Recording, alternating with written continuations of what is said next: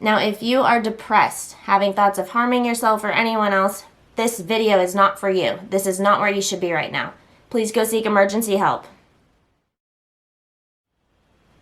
Before disability, the way that I looked at chronic pain was, oh my gosh, chronic pain, that sucks. That must be so hard to deal with. It must be so exhausting to be in so much pain. But the side of it that I didn't realize was the grieving. Chronic pain isn't just dealing with pain. It's also dealing with a lot of loss. My emotional struggles that revolved around my chronic pain and my chronic migraines started happening pretty quickly after the migraines started. Now, my migraines were much more than just pain, but even just being in physical pain was enough to start to elicit some of these responses in me. See, the thing is, there are certain things that make you, you. I was Jen the gymnast, and then my back gave out, and I lost my vestibular system. I was Jen the rock climber, but then I couldn't do that either. I was Jen the martial artist, Jen the black belt, but then I lost my orthostatic tolerance. I was Jen the scientist, but then I lost my brain. I would volunteer with children, but then I kept having seizures. Everything that made me uniquely me and made me proud to be myself and made me confident in myself was slowly taken away from me. And mentally, just the weight of that is so much to carry on top of all the other crap that you're dealing with. So today, in this video, I want to talk to you about my mental health journey through all of this disability stuff. I'm going to be talking from my point of view. I know that this isn't going to work for every person's mental health struggles. It's not going to work for every person's personality because everybody has different needs when it comes to how to make yourself feel better. And it's highly individual. So if I try to tailor this video to fit every little situation and I try to give you all the asterisks and everything and try to make it fit to you guys, I know that I won't do it justice. So I'm going to share with you exactly what I did in my situation and the kinds of things that it helped me to hear when I was struggling with my mental health. And of course, I'll share the resources that I used, or my top 2 resources that I used when I was really in my worst holes. If you're looking for a sign, you're looking for a wake-up call, it's time to turn around your life, get your mental health in order so that you can get your physical health in order, here it is. Here's your sign. Welcome to the video. Let's talk about how important you are.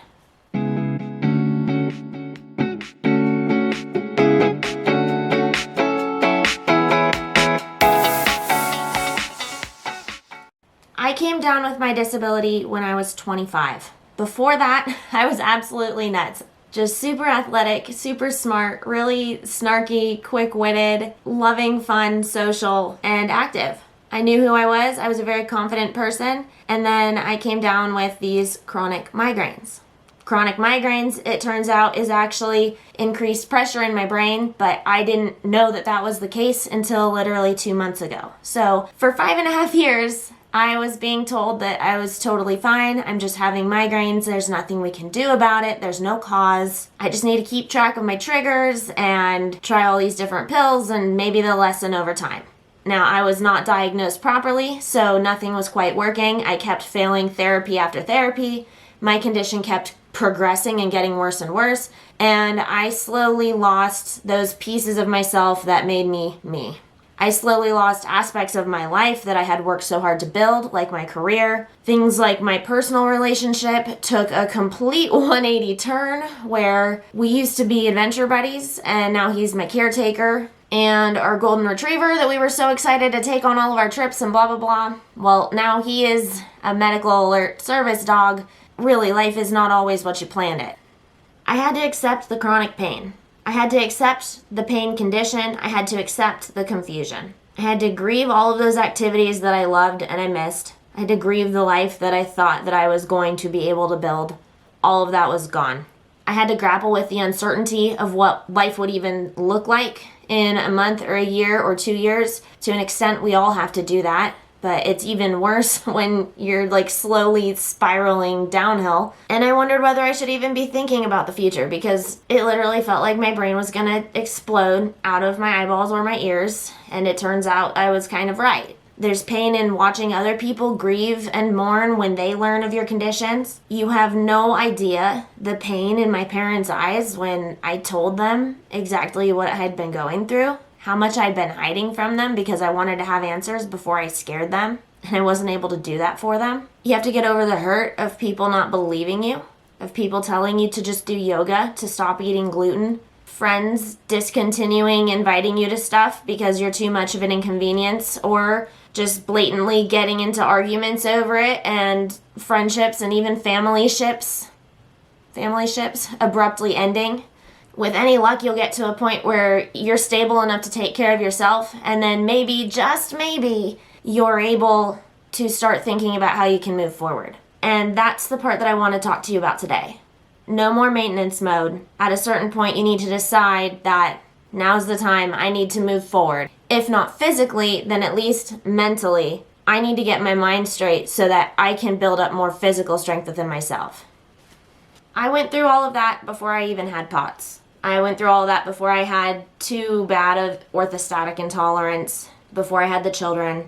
I found a confidence in myself. I started a YouTube, I started my Instagram and my Patreon, and I really made lemonade out of the lemons. But then I had a blunt trauma during the complications after the childbirth. The stuff that happened after the birth, when I had to go back to the emergency room for my postpartum preeclampsia, that was the part that really dug me into a hole.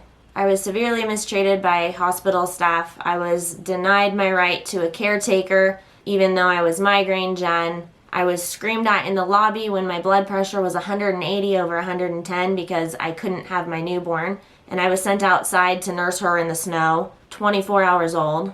They told me that if I was well enough to have my husband on the phone to help me with making my medical decisions, then I don't need a caretaker, and they can make my decisions for me. Stuff like that. And this is when I needed to depend on them. Anyway, And I really had to prioritize my mental health after that. But I knew how to deal with it because I dealt with this disability. More specifically, I knew that I was going to stay in that hole until I dug myself out of it. If you've ever had a loved one suffering from addiction, it's kind of that same idea where you can't help someone who isn't ready to help themselves. Well, nobody else can help you if you're not ready to help you. You need to realize that you are worth spending spoons on because you are you. And that's it. When I got thrust into this hole after those complications, I knew that no amount of my husband coming and checking on me and loving me was going to make me feel better about all this.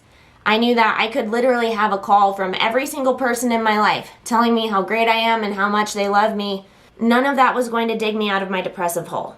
The only person who can do it is me. I have to decide it.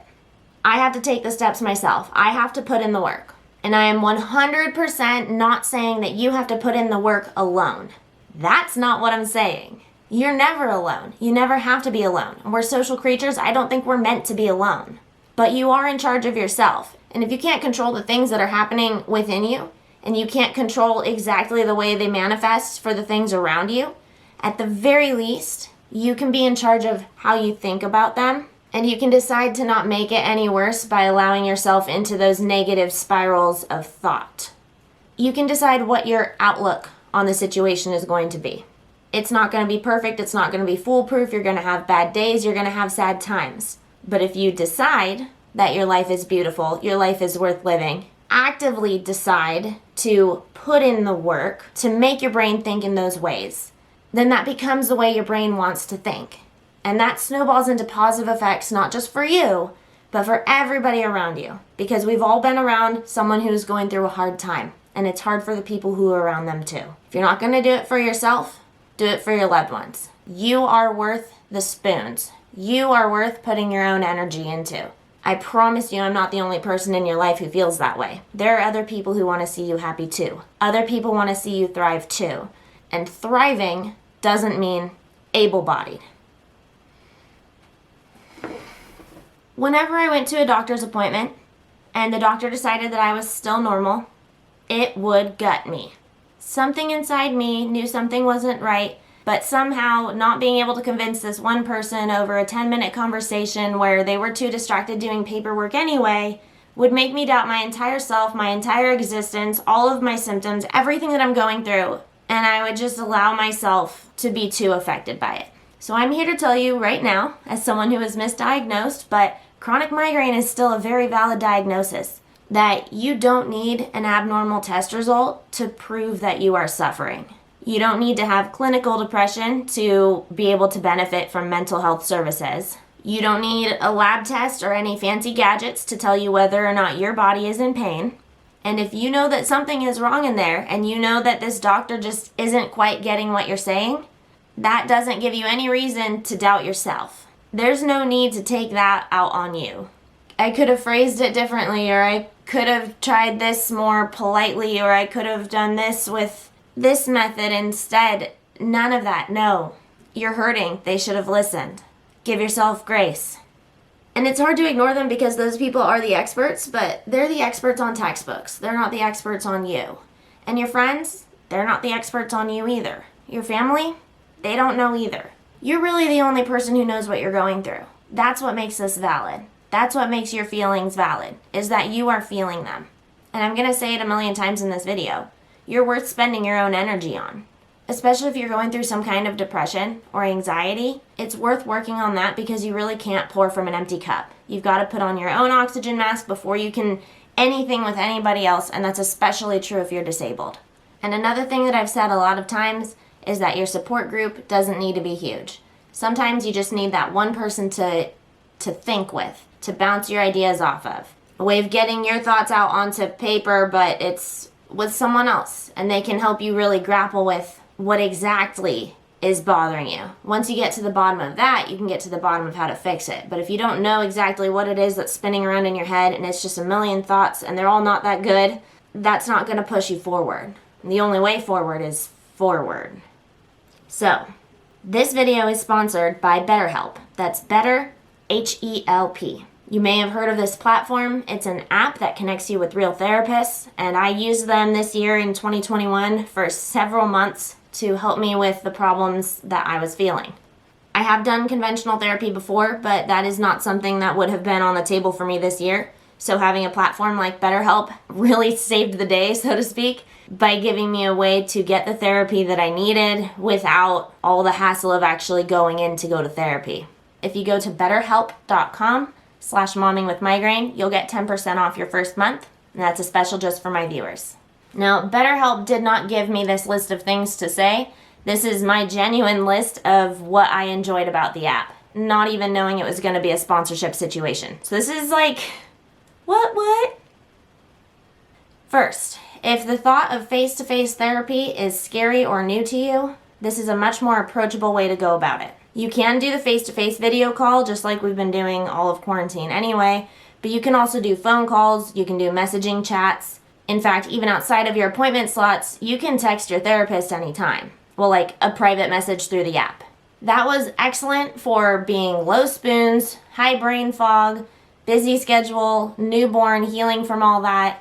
The unpredictability of disability makes it hard to make appointments, and the app made it super easy to work around my schedule and my spoons and not have the stress of whether or not I'd be able to drive myself to and from an appointment. The application process was really easy compared to in-person attempts that I'd made in the past, and it only needs to be done once.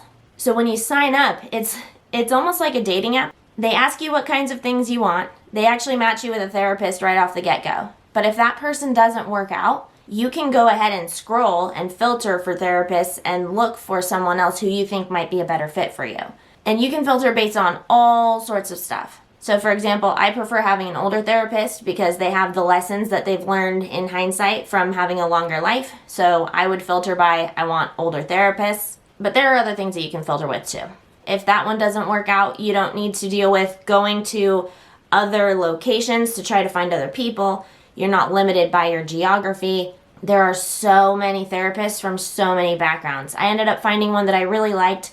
Her profile said some things about yoga and some other stuff that I've done in the past, so we had common interests that bonded us right at the beginning, and that was a lot of why I chose her. So it's cool to be able to do that. You don't have to have any awkward breaking up conversations. You just go ahead and switch whenever you need to. It's as easy as pushing a button. You don't need to price shop again. And in fact, I really enjoyed the price transparency on this. Cost is typically my biggest factor when it comes to therapy, so it was nice having this because it was cheaper than conventional therapy, switching was fast, and I didn't need to worry about paying a bunch of different people to try them out and that kind of thing. It's hard to explain. But if you've been to conventional therapy, you know that there are issues with getting matched with the right person, and this site just made it super, super easy. There was a time that I wanted to contact customer service about a problem, but they made it a really quick fix. It was a really great experience, and that was all I could have asked for. So overall, great time that I've had with BetterHelp.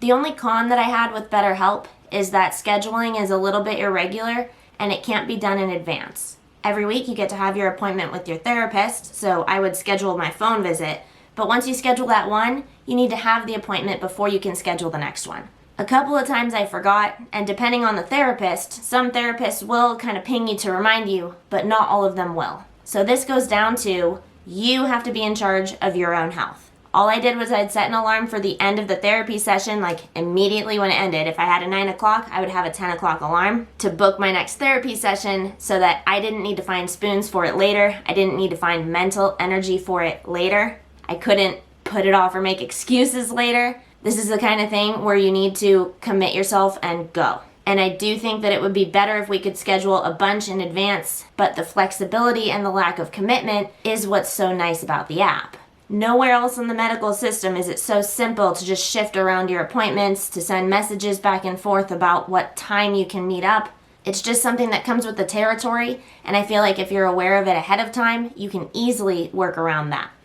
I wanted to tell you specifically what I look for in a therapist, because if you watch my videos, you might have kind of a similar mindset to me, and some of the things that I look for might be some things that you might enjoy looking for too. So here's my list of things that I look for in a therapist that I was able to find in my therapist on BetterHelp. I need someone who holds me accountable. I'm a Slytherin. If nobody is checking on whether or not I did the work, I'm probably not going to do the work on my own. Not if it's just a mental health thing for myself. So, I look for a therapist who keeps me accountable. If a therapist sends me home with homework but then doesn't ask me about the homework at the next visit, then I am not likely to do the homework on the next visit. I know that about myself. So I legitimately switched therapists a few times until I had one that would do this, and that's something I would not have been able to do if I was not on such an easy-to-use app. I like a therapist who digs deeper, asks a lot of questions, listens well.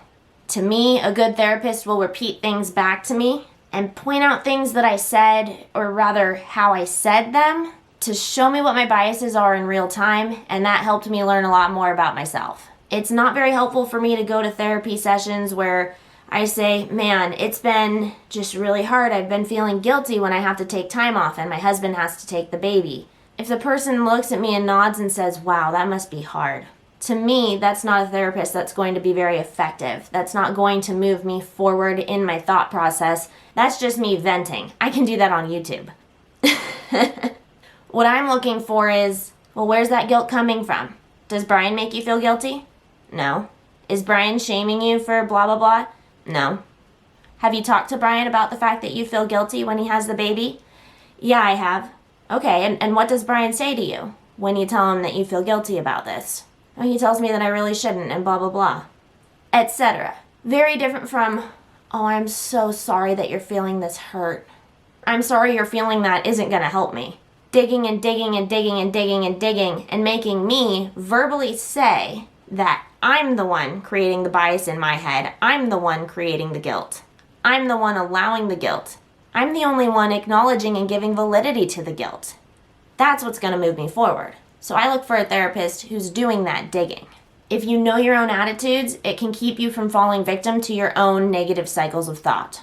And at the same time, you can give yourself the tools to switch them into positive cycles of thoughts that can then lunge you forward rather than holding you back. So instead of feeling guilt that Brian is watching the baby, I should feel thankful that Brian is able to watch the baby right now. I should feel grateful that he's giving me this time to rest. And Brian and I both want me to just take this time to rest. That's the kind of difference in thought that you can have if you have someone who's a licensed therapist and who really pays attention to the way that you talk. But I know it takes a lot of bravery to go and spill all those beans to someone who you don't know. But to me, it's easier to do that to a therapist than it ever would be to a family or a friend member. Family member or a friend. Brain. So a therapist is nice because they are removed from your life. They don't know the other people in your life. It's anonymous and it's confidential and it's totally invaluable. Couple more things about what I like to look for in a therapist. Where am I on my list?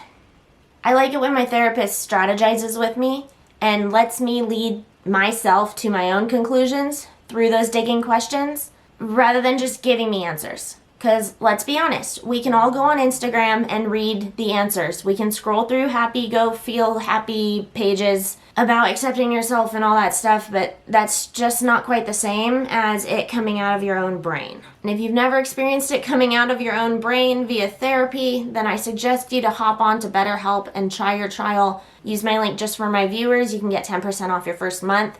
It really is something else if you find someone who you can talk through this stuff with. The goal is to leave your appointment with actionable steps. A game plan that you feel willing and able to do, that you're excited for because you helped come up with it. I'm very distracted because I can hear my husband saying, "Yay, potty, you did good on the potty." We share a wall. I share a wall with the bathroom right here. Oh, it's so cute. Oh, he's such a great dad. Okay, I have one more resource for you that I used a few years ago. This is before I knew that services like BetterHelp existed, and I was unable to get connected to a conventional therapist because of cost and issues with the application process. Go figure. This is a book called Living Beyond Your Pain. It's specifically for people who live with chronic pain conditions, but it was totally applicable even when I was grieving because I was slowly turning into Migraine Jen. We know what a hoot she is. When I started turning into Migraine Jen, I really lost sense of who I was. I lost sense of myself and what I could do to better life, and I just didn't really understand anything anymore, actually. If we're being completely honest, I was confused about literally everything. So this book is an actionable step. This is a workbook style book where if you don't quite feel ready to speak to someone about the things that you're feeling, this is a way that you can sit and digest your thoughts and write them out. Fill in the blanks, fill in the charts, because when your thoughts are just rattling around in your head, they're jumbled, they're messy. It's not until you actually sit and think that you can make sense of them. And you can do that by talking to someone, family, friend, therapist, camera, etc. But this book is what I used a few years ago when I first got sick. This book is the book that made me realize that I needed to just get off my painkillers and start living life. This book is the book that made me realize that whether I avoided activities or not, I still felt sick. So I should try to figure out some activities that I can do, even though I might feel sick afterwards. And it does that through acceptance and commitment therapy. ACT is not for everyone, but I found it to be good for me for just the way that my brain works. It differentiates between pain and suffering. And for me, that was huge. When I try to say things about the book out loud, it kind of sounds messed up. It kind of sounds dismissive when I say it, but it kind of teaches you that pain is subjective, your pain is valid, and that you have to accept the aspects of your pain that you can't change. But then that acceptance opens up a space where you can be committed to acting. And that acting makes you feel vital and energized. I underlined this sentence and I think it really hits home. Fighting pain is a losing battle, and it results in feelings of emptiness, alienation, and self-blame.